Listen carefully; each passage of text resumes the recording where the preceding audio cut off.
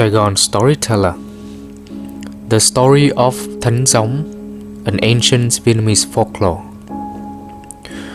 Once upon a time, in the Hong King's time, there was an old woman that lived alone.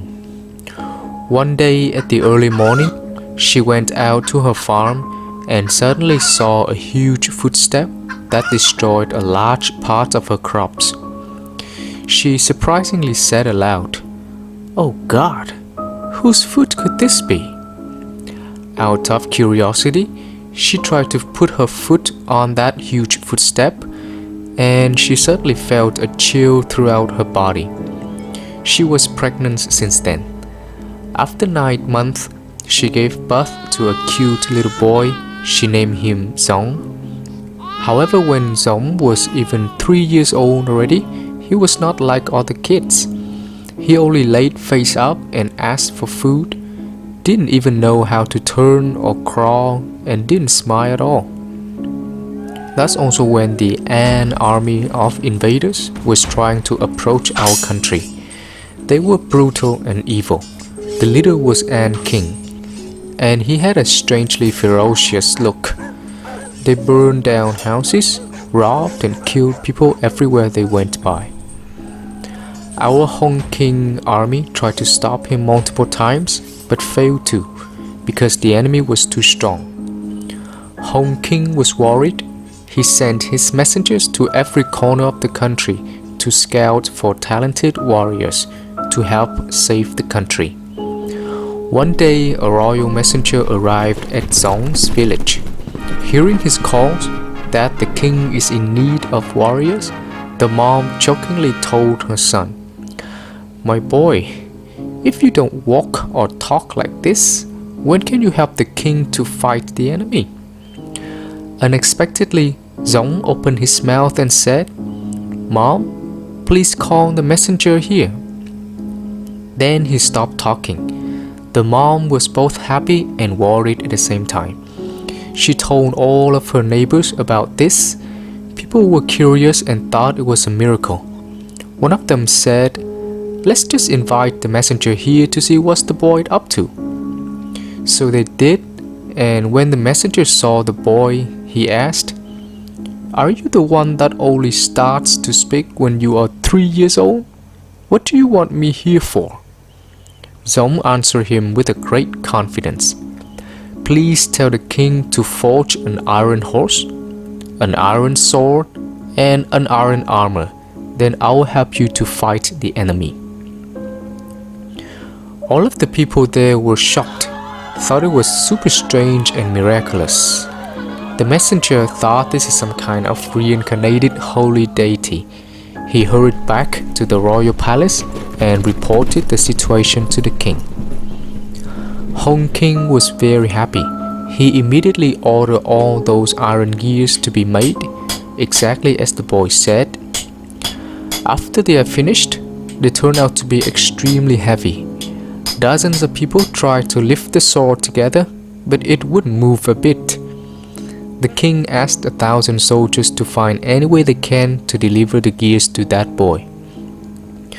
Knowing the situation, the mom was afraid and told her son, "My boy, this is not a joke. Royal soldiers are already here. What should we do?"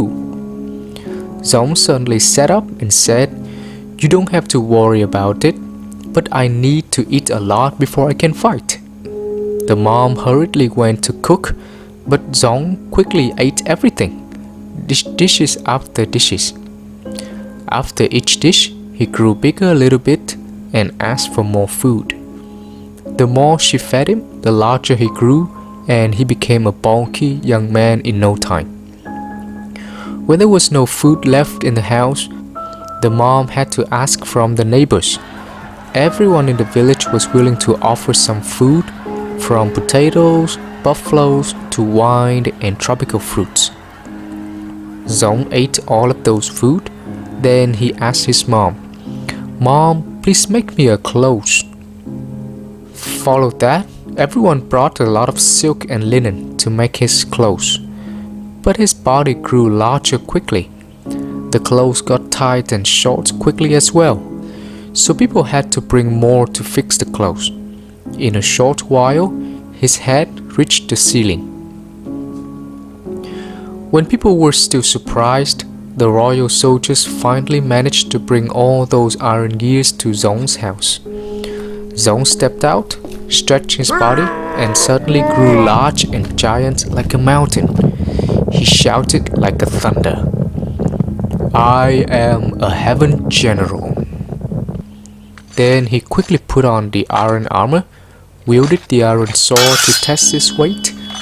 He said goodbye to his mom and other villagers, then mounted the iron horse. The horse suddenly jumped up and breathed fire. Giong urged the horse by his feet. It immediately started to run, so quick and so strong that seemed to shake the ground and the sky. In a blink, they reached the enemy's garrison. Giong wielded his sword like a lightning. The enemies died like ants. The iron horse breathed fire to burn their garrison. Smoke and fire were everywhere, same for the cries and shouts. And King, the enemy general, didn't care any more of his casualties and losses.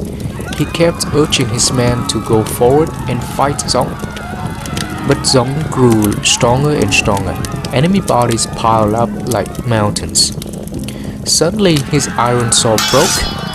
Without hesitation, he plucked some large bunch of bamboos along the road and whipped the enemy.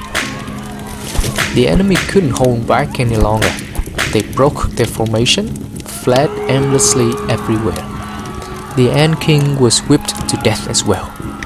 Seeing the general's death, all remaining Ant soldiers surrendered and begged for their life. Hong King and his army only had to tie and lock them up. Giong successfully saved the country in just one day. Giong and his horse went to Shokshern Mountain. He left his iron armor there, then flew to the sky with his horse.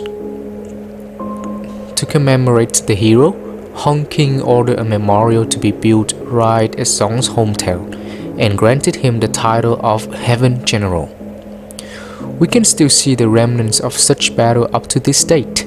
The round ponds are said to be made by Giong's horse feet. The bamboo trees along the area turn into golden with black spots instead of green are said to be burnt by the horse's fire breath. The end.